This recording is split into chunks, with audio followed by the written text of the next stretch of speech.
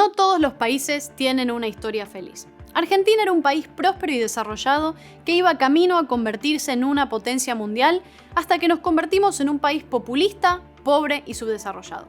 ¿En qué fallamos? Entre 1853 y principios del siglo XX, los argentinos disfrutamos el crecimiento, la modernización, la democratización, la alfabetización y una relativa estabilidad política, hasta que lo echamos todo por la borda. Para entender lo que pasó, volvamos a 1930. Para entonces ya se avisoraba una debilidad institucional y medidas peligrosas que resaltaban el caudillismo.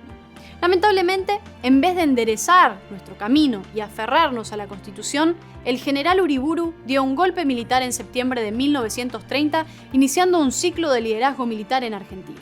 Nacía el fenómeno del golpe de Estado. Tras el primer golpe militar, llegó el segundo.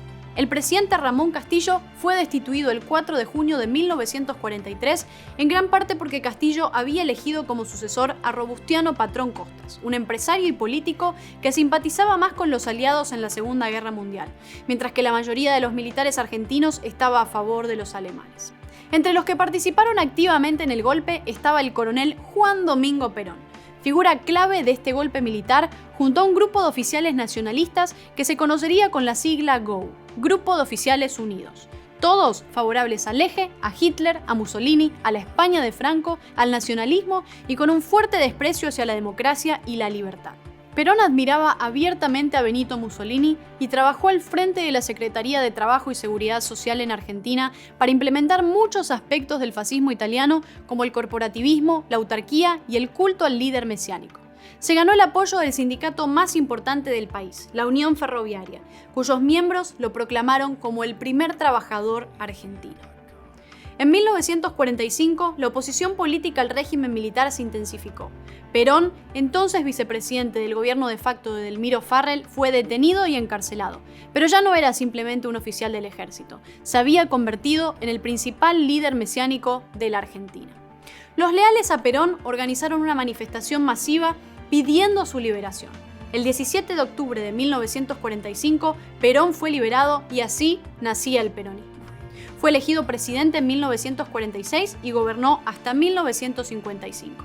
Durante su mandato gastó las reservas de oro y divisas, redistribuyó los ingresos, recurrió a las nacionalizaciones y construyó una sociedad corporativista de clara influencia fascista. Además, expropió los ingresos del sector agroexportador para financiar la expansión masiva del gasto público, que en pocos años pasó del 25 al 42% del Producto Interno Bruto. Mientras el país se peronizaba, lo mismo ocurría con las universidades y los medios de comunicación. La Corte Suprema perdió su autonomía y los líderes de la oposición fueron encarcelados y perseguidos. El déficit público y la corrupción crecieron. A mediados de 1955, Argentina estaba al borde de una guerra civil debido a la división en torno a la figura de Juan Domingo Perón.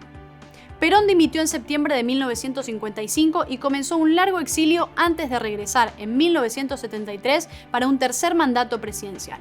Para estas alturas, el país estaba profundamente dividido, con una militancia radicalizada y repleto de violencia. Pero esa era la cuestión. El objetivo de los peronistas era hacer que Argentina fuera ingobernable sin Perón. Sin embargo, Perón gobernaría solo unos meses hasta su muerte, lo que deja a su viuda Isabel Perón a cargo del país. El desbarajuste económico condujo a un nuevo golpe de Estado, inaugurando la etapa más oscura de la historia argentina. Este golpe fue encabezado por el sanguinario dictador Jorge Rafael Videla en 1976, quien se hizo del poder hasta 1981 para darle paso al siguiente dictador, Leopoldo Galtieri. La economía estaba en ruinas, los derechos humanos fueron completamente eliminados y el régimen militar desapareció y asesinó a miles de argentinos, incluyendo a mi abuelo. En 1983 recuperamos la democracia. El respeto por los derechos humanos estaba de vuelta con nosotros. A pesar de toda esta larga historia de fracasos interminables, Argentina no fue capaz de salir del inmenso agujero que constantemente creó el populismo desde mediados del siglo pasado. Corrupción, amiguismo, deuda externa, gasto público, falta de disciplina fiscal. Ese ha sido el triste resultado de haber puesto al Estado por encima de la libertad. Desde este nuevo milenio nos hemos visto sumergidos en una de las peores formas de peronismo, el kirchnerismo. Una mafia organizada, enamorada del poder y del dinero, sin escrúpulos y mejor amiga de la corrupción. En la Argentina actual, más de 20 millones de personas reciben algún tipo de transferencia por parte del Estado, ya sea empleo público, jubilaciones, subsidios o asignaciones.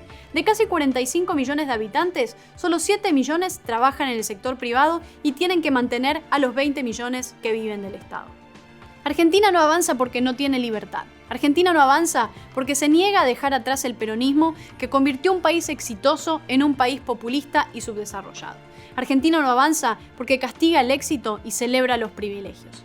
Solo cuando elijamos volver a los cimientos que se pusieron en 1853 y entendamos que la libertad es la respuesta a nuestros problemas, los argentinos vamos a poder salir de este infierno en el que estamos inmersos desde hace más de 80 largos años.